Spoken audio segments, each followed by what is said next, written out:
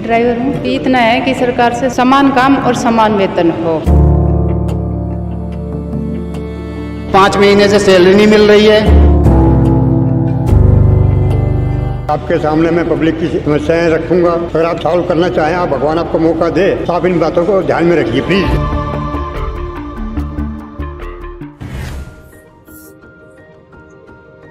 भैया मेरी माँ से मिलो। Mommy, he was driving me in the Uber earlier. So now he's taking me to the bus stand for some other work. चलिए।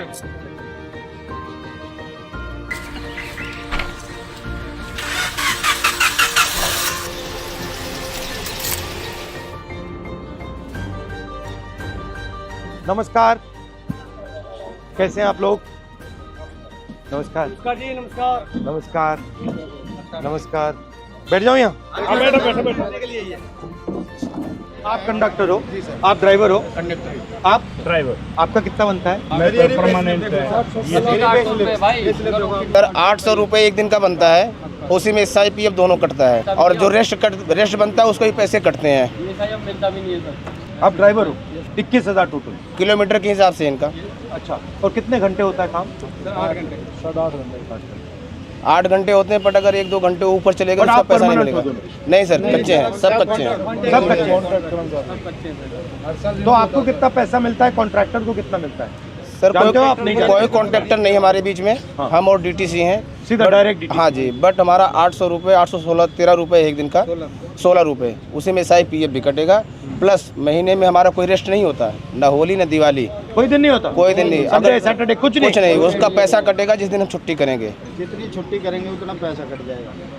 अगर आपकी मदद की जाए तो क्या करा? हमें सर समान भत्ता देना चाहिए ताकि हम लोगों का भी गुजारा हो सके, बच्चों की भी देखरेख किया जा सके। 5 महीने से सैलरी नहीं मिल रही है। कहाँ से किराया दें, कहाँ से किताबें लाएं, कहाँ से ट्यूशन फीस दें, कहाँ से नहीं मिल रही? आप बस पे अभी नहीं चल रहे हो? बस में चल रहे साहब प्रॉपर। सैलरी कैसे नहीं मिल रही? देने नहीं गवर्नमेंट, राज्य सरकार कह देती है सेंटर को, सेंटर सरकार कह देती है राज्य को।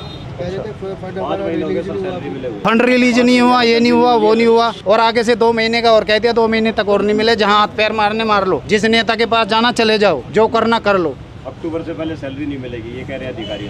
हमारे बच्चों के साथ ये हो रहा, अब नई भर्ती कर रहे, उनका भी भविष्य खराब करेंगे ये। मैं कंडक्टर DTC कर्मचारी हूँ। हम एक कॉन्ट्रैक्ट बेस पे हैं और हर साल कॉन्ट्रैक्ट रिन्यू होता है। वो भी ड्यूटी कम होती है तो उसे रिन्यू नहीं होने देंगे। फिर कि आप जाइए घर बैठिए, फिर बड़े मुश्किल से हमारे मतलब परमानेंट नहीं बनाना चाहते? हाँ जी सर, हमें पक्का किया जाए, हमें ये मांग है हमारी।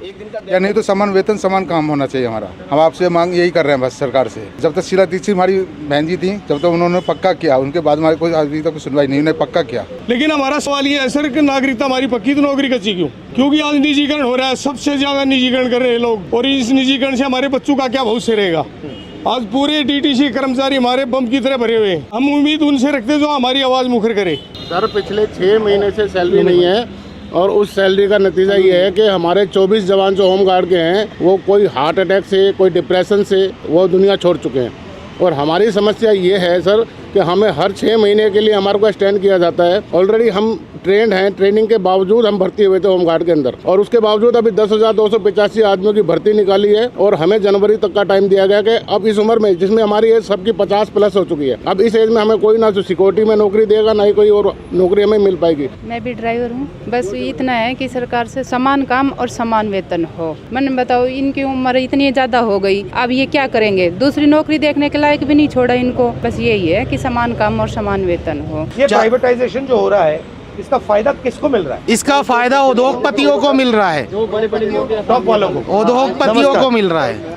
आप एक्सपीरियंस हैं, कब से चला रहे हैं आप? मैं जब चला नहीं रहा, मैं अंदर हूँ वर्कशॉप के अंदर, और मैं वर्कशॉप में? हाँ, जब से बहुत संभाला है, गाय और बिछड़े के समय से मैं कांग्रेस का हो रहा हूँ, और मुझे बहुत खुशी है मेरे लिए, मुझे आपसे मिलने का सौभाग्य मिला। और आपके सामने मैं पब्लिक की समस्याएं रखूंगा। अगर आप सॉल्व करना चाहें, आप भगवान आपको मौका दे, तो आप इन बातों को ध्यान में रखिए प्लीज। क्योंकि इसलिए आया हूं यहाँ। ये आम आदमी है, ये आपकी ही जनता है, और अब आपसे प्यार करने वाले हैं कांग्रेस के नाम से। बताइए। ठीक है सर। रही बात रोजगार की, आज मोदी जी ने इतना बुरा हाल कर दिया देश का, हमें एक तरह से गुलामी महसूस होती है। पढ़े लिखे का अंतर खत्म कर दिया इन्होंने। अनपढ़ मजदूर 18 से 20 हज़ार लेता है, पढ़ा लिखा 25,000 लेता है। हम एक आम आदमी हैं जो पूरी ज़िंदगी नौकरी करने के बाद अपने बच्चों को एक अच्छी शिक्षा दिलवाते हैं कि बच्चा कहीं सेटल हो जाएगा, लेकिन अंत में उसको भी 30,000 35,000 ही मिल पाते हैं। ये हमारे आम लोगों की समस्याएं हैं सर। सर बोलना तो हर कोई चाहता है, आजकल जो बोलता है सीधा उसका काम, गवर्नमेंट का काम है जेल में। डर फैला हुआ है। पब्लिक के दिलों में डर फैला हुआ है। आप लोग पैसा बचा पाते हो या बिल्कुल बिल्कुल नहीं सर, बिल्कुल नहीं। और अगर आप कहीं बस पे जाओ तो आपको पैसा देना पड़ता है या आपके पास पास होता है? आपके पास पास है, ऐसा कुछ नहीं है जो आप बस में फ्री जाओ। तो धन्यवाद आपका। नमस्कार ब्रदर, कैसे हो? तो अपने अपने बारे में बताओ, बच्चे कैसे हैं, क्या हो रहा है, फैमिली कैसी है, काम कैसा होता है? मेरी ड्यूटी 12:50 से स्टार्ट होती है। मैं यमुना पार्क से आता हूँ, पर हालांकि डिपो तो बहुत दूर पड़ता है। कैसे आते हो? मैं बस से ही ट्रेवल करता हूँ सर। जो हमारा कांटेक्ट है ना सर, उसमें दिक्कत, कांटेक्ट लेबर है एक तरीके से। अच्छा, हाँ जी, कॉन्ट्रैक्ट लेबर हो, कभी भी निकाल दिया जाता है? हाँ जी, 1 ईयर का कॉन्ट्रैक्ट होता है हमारा। हाँ जी, हर साल रिन्यू होता है सर। और आपका कॉन्ट्रैक्ट डीटीसी के साथ होता है या किसी बिचौले के साथ? नहीं, डीटीसी से डायरेक्ट। बट ये हम तो एक अपना फ्यूचर सिक्योर करने के लिए परमानेंट जॉब चाहते हैं। ये आपका सूर्यनगर मार्केट होते हुए और ये सफदरजंग हॉस्पिटल होते हुए जाए। अच्छा लगा आपका सब प्रोग्राम अभी क्या है?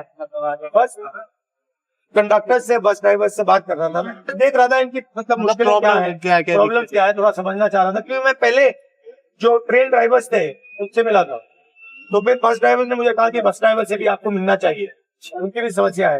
तो यहाँ पे इनकी पेमेंट की समस्या है, होम गार्ड की समस्या है, तो ये मैं थोड़ा समझने की कोशिश तो ये मास रिच तक पहुंचे। बस वही जिन लोगों को पता लगे कि आप बस में बैठ रहे हो, मगर ड्राइवर को क्या करना पड़ता है, कितना पैसा मिलता है, कितनी मुश्किलें हैं, कंडक्टर को क्या भुगतना पड़ता है, फिर सिटीजन जो आ रहे हैं उनको क्या क्या, ये आइडिया। थैंक यू ब्रदर, धन्यवाद भैया, अच्छा लगा आपसे। ओके,